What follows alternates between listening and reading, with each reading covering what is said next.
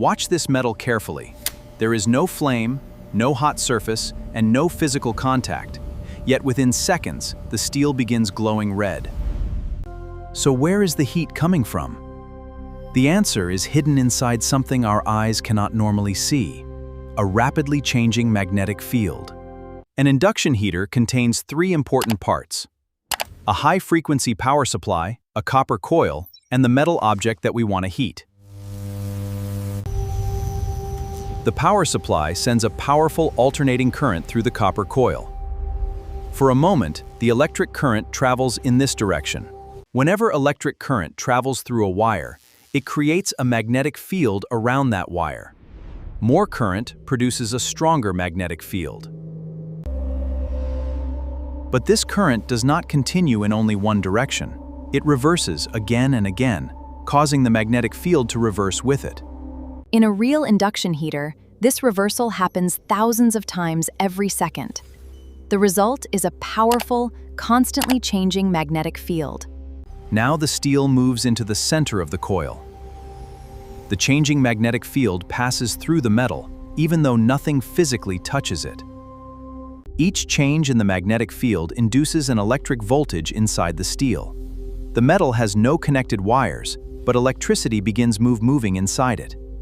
These circular electrical paths are called eddy currents. Like small whirlpools, they continuously circulate through the conductive metal. Steel resists the movement of these currents.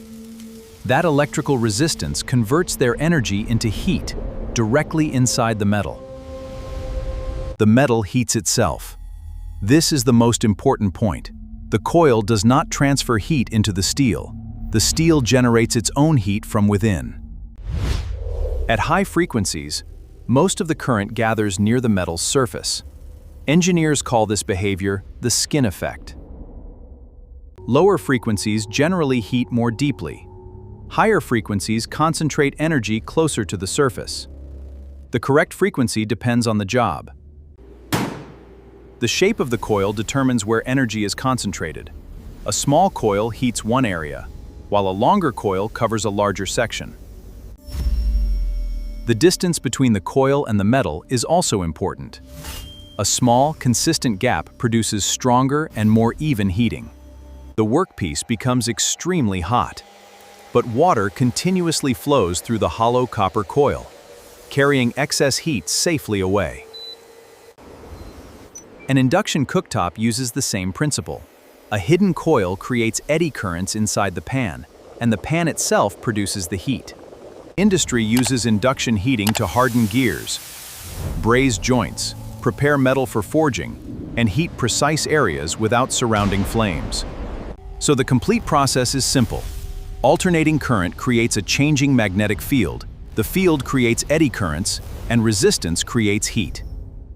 What appears to be invisible magic is simply electricity, magnetism, and resistance working together. Subscribe to VisiCore Science and see technology from the inside.